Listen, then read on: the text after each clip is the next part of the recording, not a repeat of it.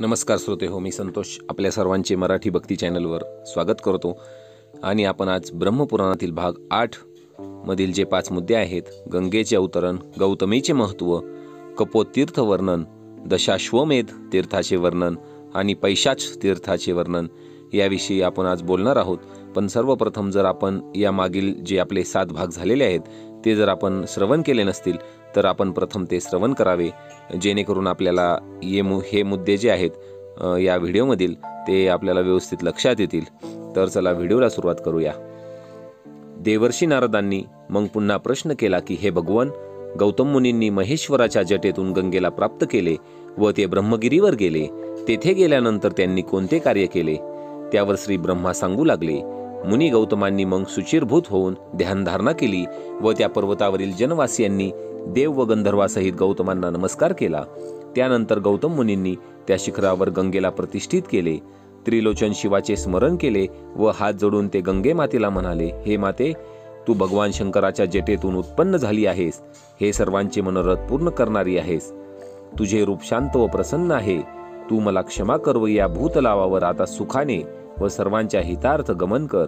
तेव्हा ती दिव्य रूपधारी गंगा गौतम मुनींना म्हणाली, मी या भूतलावर आल्याने तुमची प्रतिज्ञा पूर्ण झाली आहे.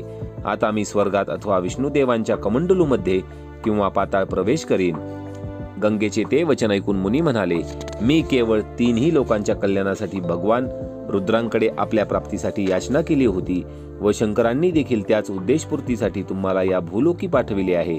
तेव्हा हे देवी, सर्वांच्या हितासाठी तू पृथ्वीवरच राहावेस. गौतम मुनींचे ते विनम्र वचन ऐकल्यावर गंगेने त्यांचे म्हणणे स्वीकारले. त्यानंतर तिने आपल्या स्वरूपास 3 भागात स्वर्ग, पाताळ व मनुष्यलोक यामध्ये विभाजित केले. स्वर्गात देखील पुन्हा 4 भाग केले, तर रसातळात 4 भागात आपल्या स्वरूपास विभाजित केले. अशा प्रकारे गंगे मातेने एकूण 15 रूपे धारण केली. ही गंगा माता सर्वत्र सर्व लोकांच्या पापांचा विनाश करणारी आहे. तसेच सर्वांच्या आशा आकांक्षा ती पूर्ण करते. वेदांमध्ये तिची स्तुती गायली गेली आहे. ती केवळ मर्त्य लोकातच राहिली नसून स्वर्ग व पाताळ लोकांमध्ये देखील तिचे अस्तित्व आहे. गंगा माता सागराला मिळण्याआधी देवमयी म्हटली गेली आहे. गौतम मुनींनी मग त्या शुभमयी गंगा मातेची प्रदक्षिणा केली व शंभुदेवाने प्रगट व्हावे म्हणून त्यांचे स्मरण केले. तेव्हा तत्काळ भगवान शिव तेथे प्रगट झाले. तेव्हा गौतमांनी त्यांना विचारले, हे महेश्वर, समस्त लोकांच्या हितासाठी तीर्थस्थानांचा विधी मला सविस्तर कथन करा.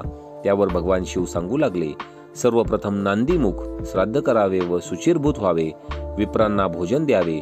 जो मनुष्य अधिक निग्रही होऊन ही कर्मे करतो तोच तीर्थांचे पुण्यफळ प्राप्त करतो. मत्सर द्वेष भावनेचा त्याग करून धर्मे कार्यरत राहावे. दुःखी कष्टी जीवांना अन्नदान करावे, वस्त्रदान करावे व शेवटी श्रीहरीपासून गंगा अवतरण झाल्याची दिव्य कथा श्रवण करावी. अशा प्रकारे वर्णन केलेल्या विधीप्रमाणे पूजन केल्यास मनुष्यास सर्व तीर्थांचे पुण्य प्राप्त होते. जो पुढील मुद्दा आहे तो गौतमीचे महत्त्व. श्री ब्रह्माजी म्हणाले, गंगे समवेत सर्वांचे मनोरथ पूर्ण करण्यास महेश्वर देखील उपस्थित असतात. गंगाद्वार, प्रयाग व सागर संगम इत्यादी पवित्र तीर्थस्थानी गंगा मनुष्याला पुण्यफळ देणारी आहे. अमरकंटक पर्वतामध्ये उत्पन्न होणाऱ्या सर्व सरितांमध्ये नर्मदा सर्वश्रेष्ठ आहे. कृष्णा, भीमरथी व तुंगभद्रा या 3 नद्यांचा ज्या ठिकाणी संगम होतो ते स्थान मानवास मोक्ष देणारे आहे. जेथे जेथे गंगा संचरण करते तेथे स्नान केल्याने मनुष्यास मुक्ती प्राप्त होते. काही तीर्थस्थाने सूरगणांच्या आगमनाने विशिष्ट समयी अधिक पुण्यदायी होतात, परंतु ही गौतमी गंगा सदैव पुण्यपावन राहील. ब्राह्मी, गोदावरी, नंदा या सरिता पापनाश करणाऱ्या आहेत, परंतु गंगेचे केवळ स्मरण केल्याने अनेक पापांचा विनाश होतो. पंचभूतामध्ये जल हेच परमश्रेष्ठ आहे व ते जल तीर्थभूत आहे. म्हणूनच जल सर्वात श्रेष्ठ आहे व त्यामध्ये ही गंगा अधिक श्रेष्ठ आहे, जी गौतमी शिवाच्या जटांसहित आणली गेली होती. हे नारद मुनी, गंगा तीर्थाव्यतिरिक्त अन्य कोणतेच पवित्र तीर्थ स्वर्गात अथवा भूतलावर नाही. हे सर्व भगवान शंकरांनी संतुष्ट होऊन गौतम मुनींना श्रवण केले होते व त्यांनीच गंगेला सर्व तीर्थांमध्ये सर्वश्रेष्ठ म्हटले आहे. तेच सर्व मी तुला कथन केले आहे. जो पुढील मुद्दा आहे तो कपोत तीर्थ वर्णन. श्री ब्रह्मा पुढे म्हणाले, कुशावर्त स्थानाचे महात्म्य फार मोठे आहे. त्याचे वर्णन माझ्याही शक्तीबाहेर आहे. त्याचे केवळ स्मरण केल्याने मनुष्य कृतकृत्य होतो. असे हे कुशावर्त नावाचे स्थान मनुष्याच्या सर्व कामना पूर्ण करणारे आहे. या कुशाव्रताचे स्थान महात्मा गौतम मुनींनी समिधांनी पूजित केले होते. येथे स्नान व दान केल्याने पितृगण संतुष्ट होतात. हे उत्तम तीर्थ कपोत नावाने सर्वत्र विख्यात आहे. याचे फल अत्यंत महान आहे. त्याची कथा मी तुला सांगतो. ब्रह्मगिरी पर्वतावर एक पारधी राहत होता. तो अत्यंत क्रूर होता. तो नेहमी गायी, पक्षी व मृगांचा वध करीत. असा या पाप्याचा अत्यंत क्रोधी व खोटे बोलणारा होता. त्याच्या हातात नेहमी शस्त्र असे व शस्त्रासह तो पर्वतावर विचरण करी.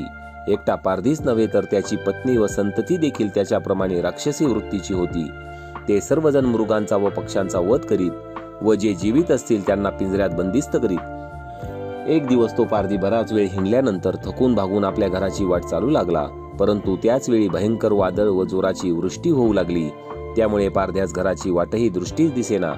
तेव्हा तो विचार करू लागला, आता मी काय करावे? यमराजाप्रमाणे सर्व जीवांचे मी हरण करणारा आहे, परंतु यावेळी मात्र माझाच अंत करणारी वर्षा होत आहे. असा विचार करीत असताना जवळच त्याला एक डेरेदार वृक्ष दिसला. त्या वृक्षाचा आश्रय घेऊन तो तेथेच बसला. त्याच वृक्षावर एक कबूतर आपल्या पत्नी व पिल्लांसमवेत राहत होते. दोघेही अत्यंत संतुष्ट होते. त्यांची पत्नी पतिभक्तपरायण होती. दुर्भाग्याने ती कबुतरी त्या पारध्याच्या जाळ्यात अडकली. कबूतर जेव्हा आपल्या घरट्यात परतला तेथे त्याला कबुतरी दिसली नाही. तेव्हा तो विलाप करू लागला व आपल्या प्रियेचे गुणकीर्तन करू लागला की माझी धर्मपत्नी जी मला चारही पुरुषार्थ प्राप्तीसाठी नेहमी सहाय्य करते, ती माझी पत्नीच नव्हे तर सखी देखील आहे. सूर्यास्त झाला तरी परमपतिव्रता असलेली माझी पत्नी घरी कशी परतली नाही? तिच्याशिवाय जगणे मला अशक्य आहे. अशा प्रकारे पतीचे ते विलापपूर्ण शब्द ऐकून बंदिस्त कबुतरी म्हणाली, या पारध्याने मला बंदिस्त केले आहे, परंतु मला आता त्याचे वाईट वाटत नाही, कारण स्वतःच्या पतीच्या मुखातून माझे गुणकीर्तन ऐकल्याने मी परमधन्य झाले आहे. हे पतिदेव, आपणच माझे देव, प्रभू व मोक्ष आहात. आपण चिंतित होऊन असा शोक करू नका, शांत व्हा. पत्नीचा आवाज ऐकून कबूतर वृक्षाखाली आला व त्याने आपल्या बंदिस्त पत्नीस व पारध्यास पण पाहिले, जो थकून निद्राधीन झाला होता. कबूतर प्रियेला म्हणाला, मी तुझी या पारध्यापासून सुटका करतो. परंतु कबुतरी म्हणाली, जीवन क्षणभंगूर आहे असे समजून माझ्या सुटकेचा प्रयत्न करू नका, कारण या जगात जीवो जीवस्य जीवनम असाच न्याय असतो. दारी आलेल्या याचकाला जे समर्पित करू त्याने महेंद्रदेव संतुष्ट होतो. अतिथीच्या सत्काराने पितृगण देखील प्रसन्न होतात. लक्ष्मी, विष्णू व प्रजापती प्रसन्न होतात. थकलेला अतिथी जर दारी आला तर त्याला साक्षात देवता स्वरूपच मानावे. जर अतिथी तृप्त झाला तर गृहस्थाला परमानंद प्राप्ती होते. तेव्हा हे कांत, दुःखाचा त्याग करून शांत व्हा. जो पुरुष अपकार करणाऱ्यावर देखील उपकार करतो तो पुण्यफलाचा भागीदार होतो. प्रियेचे ते वचन ऐकून कबूतर म्हणाला, तुझे ज्ञान परमोत्तम आहे, परंतु हे प्रिये, आपण तर कष्ट करून उदरपोषण करतो, आपल्या संग्रही धन देखील नाही. तेव्हा श्रांत झालेल्या अतिथीचे पूजन मी कसे करावे? त्यावर कबुतरी म्हणाली, हे प्राणनाथ, यावेळी हा पारधी थंडीने त्रस्त झाला आहे. तेव्हा अग्नीने त्याला ऊब देणे आपले कर्तव्य आहे. पत्नीचे वचन ऐकून कबूतर अग्नीच्या शोधार्थ वनात गेला. दूरवर त्याला प्रदीप्त अग्नी दिसला. अग्नीचा एक भाग चोचीत घालून त्याने त्या पारध्यासमोर ठेवला. लाकडे पाने घालून त्याने विस्तव निर्माण केला. थंडीने त्रस्त असलेल्या पारध्याला अग्नी दिसताच खूप आनंद झाला.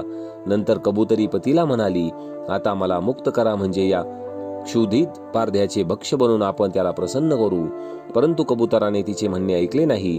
त्याने स्वतःच अग्निदेवाला 3 प्रदक्षिणा घातल्या व महाविष्णूचे स्मरण करून त्याने अग्नीत प्रवेश केला व पारध्यास म्हणाला, अतिथी देव, मला आपण आनंदाने भक्षण करा. त्या पक्षाचे ते साहस पाहून पारधी स्वतःच्या जीवनाचा धिक्कार करू लागला व म्हणाला, या कबुतराने माझ्या संतोषासाठी केवढे मोठे साहस केले. माझा जीव वाचवून त्याने आपल्या जीवाची आहुती दिली. मग कबुतरीने देखील पारध्यास आपली सुटका करावयास सांगितले. पतीनंतर ती स्वतः अग्नीत प्रवेश करू लागली व पारध्यास म्हणाली, स्त्रीचा धर्म पतीच्या मृत्यूनंतर त्याच्या चितेमध्ये प्रवेश करणे हा आहे. हे अतिथी, आपल्यामुळेच मला असा सुअवसर प्राप्त झाला आहे. असे म्हणून तिने अग्नीत प्रवेश केला. त्याच वेळी स्वर्गातून पुष्पवृष्टी झाली. कबूतर दाम्पत्याने पारध्याला नमस्कार केला व त्याच्याचमुळे आपणाला स्वर्गप्राप्ती झाली म्हणून त्याला धन्यवाद दिले. ते पाहून पारधी त्या दोघांना म्हणाला, हे महाभाग, आपण माझा त्याग करू नका. मी अज्ञानी मतिमंद आहे. आपण मला माझी दुष्कृत्ये नष्ट होण्याचा मार्ग कथन करा.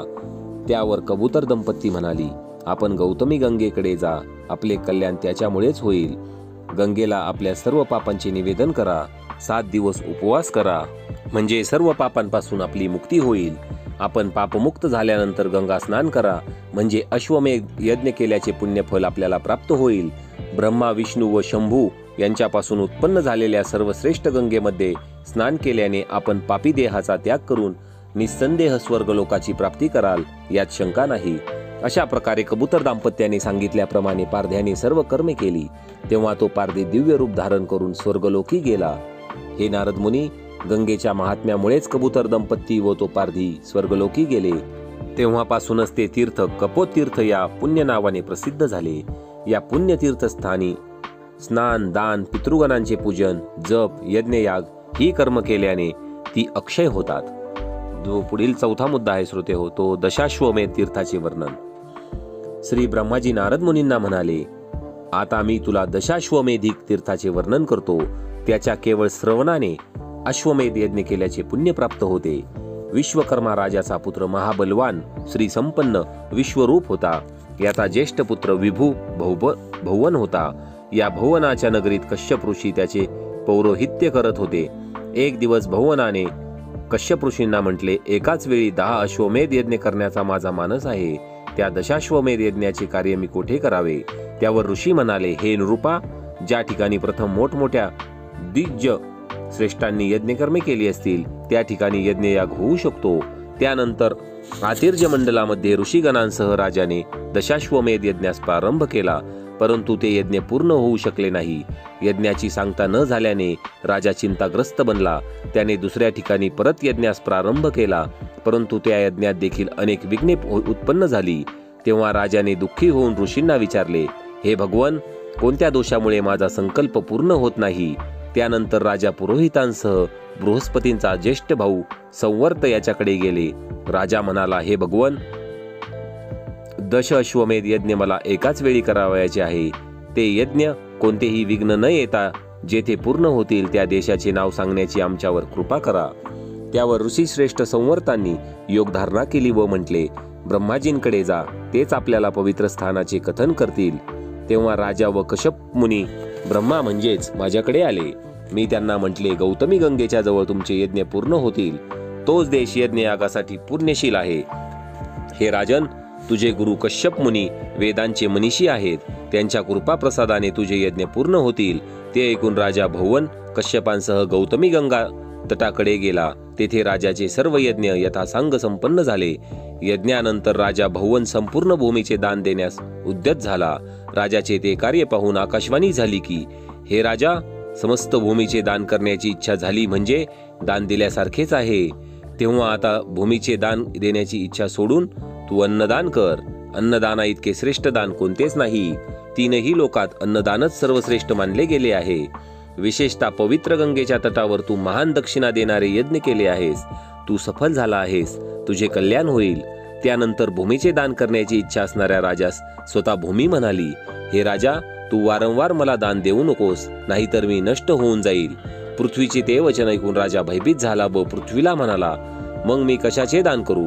त्यावर भूमी बोलली, हे भुवन, या गौतमी नदीच्या तटावर तीळ, धन, धान्य जे काही दान दिले जाते ते अक्षय होते. मग माझेच दान देण्याचा आग्रह धरू नकोस. या गंगेचा आश्रय घेऊन अन्नाचा एक घास जरी दान केला तरी भूमिदान केल्या इतकेच त्याचे महत्व आहे. भूमीचे वचन मान्य करून राजाने भूमिदानाचा विचार सोडून अन्नदान केले. अशा या पवित्र ठिकाणी स्नान दान केल्याने मनुष्याला अश्वमेध यज्ञ केल्याचे पुण्यफल प्राप्त होते. श्रोते हो, ब्रह्मपुराणातील आपण आता 5वा मुद्दा पाहणार आहोत आणि आपला हा 8वा भाग आहे. तर आपण जर अजूनही चॅनलवर नवीन असताल आणि चॅनलला सबस्क्राईब केले नसेल तर चॅनलला लवकर सबस्क्राईब करा, कारण आपण इथे मराठी भक्ती चॅनलवर 18ही पुराणांचा अभ्यास करणार आहोत येत्या काही दिवसांमध्ये. तर मला असे वाटते की आपण कोणताही व्हिडिओ मिस नाही केला पाहिजे आणि आपल्याला 18 पुराणांची नावे जरी माहीत असली तरी त्यांचं ज्ञानही प्राप्त झालं पाहिजे. तर काही श्रोत्यांना 18 पुराणांची अजून नावेही माहीत नाहीत, तरीही काही हरकत नाही. त्यांना आता 18 पुराणांविषयी सर्व माहिती होणार आहे माझ्या माध्यमातून. तर व्हिडिओ आवडला तर सर्वात शेवटी लाईक करायलाही विसरू नका. वळूया शेवटच्या मुद्द्याकडे, पैशाच तीर्थाचे वर्णन. श्री ब्रह्मा पुढे म्हणाले, गौतमी गंगेच्या दक्षिण तटावर पैशाच नावाचे तीर्थ आहे. हे तीर्थस्थान नेहमी महापंडितांकडून पूजित केले जाते. या तीर्थाचे स्वरूप मी आता कथन करतो. हे मुनिवर नारदा, ब्रह्मगिरी पर्वताच्या जवळ अंजन नामक दुसरा एक पर्वत आहे. या पर्वतावर एक अप्सरा शापभ्रष्ट झाली होती. या पर्वतावर अंजना नावाची एक स्त्री होती. केसरी नावाचा तिचा पती होता. या केसरीला अद्रिका नावाची दुसरी पण एक पत्नी होती. केसरी दक्षिण सागरी किनाऱ्याकडे गेला होता. त्याच वेळी अगस्त्य मुनी या अंजन पर्वतावर येथे झाले. मुनींच्या आगमनाने हर्षित होऊन अंजना व अद्रिका या दोघींनी त्यांचे भक्तिभावाने पूजन केले. ते पाहून अगस्त्य मुनी त्या दोघींवर प्रसन्न झाले व त्यांना हवा असलेला वर मागण्यास सांगितले. त्यावर त्या दोघी म्हणाल्या, आम्हाला अशा पुत्राची प्राप्ती व्हावी जो बलवान, सर्वश्रेष्ठ व प्रजेचे कल्याण करणारा असेल. तेव्हा मुनींनी तथास्तु म्हटले व ते दक्षिण दिशेस निघून गेले. त्यानंतर काही दिवसांनी अंजना व अद्रिका पर्वत शिखरावर गीत हास्य करीत होत्या. त्यावेळी वायू व नर्तकी या दोघांनी त्या दोघींना पाहिले. ते दोघे त्यांच्यापाशी आले व म्हणाले, आम्ही वरदान देणारे देव आहोत. आपण दोघी आमच्या भार्या बना. त्या दोघांचे ते म्हणणे अंजना व अद्रिका या दोघींनी मान्य केले व त्यांच्या भार्या बनून ते सर्वजण त्या पर्वतावर सुखाने राहू लागले. काही दिवसांनी अंजना नामक वानरीने वायुदेवाच्या द्वारे हनुमानाला जन्म दिला व अद्रिकाने नर्तकीच्या द्वारे अद्रीनाथ पिशाचराट याला जन्म दिला. तेव्हा वायू व नर्तकी म्हणाले, हे पुत्र मुनिवरांपासून उत्पन्न झाले आहेत व उत्तमांगाने त्यांना विकृत रूप दिले आहे. शशीचे स्वामी महेंद्र यांच्या शापामुळे जे घडले आहे. पुढे ते दोघे म्हणाले, गौतमी गंगेच्या जलामध्ये स्नान केल्याने व दान दिल्याने या शापापासून ते मुक्त होतील. एवढे सांगून ते दोघे तेथून अंतर्धान पावले. त्यानंतर अद्रिका व अंजनाने हनुमानासह गंगे मातेच्या जलामध्ये स्नान केले. त्यावेळेसपासून ते तीर्थ पैशास व अंजन नावाने प्रसिद्ध झाले. ब्रह्मगिरी पर्वतावर त्यांचे स्थान असून सर्वांचे मनोरथ पूर्ण करणारे असे हे तीर्थ आहे.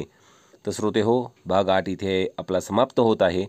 भेटूया लवकरच पुढील भाग 9 मध्ये. तोपर्यंत धन्यवाद.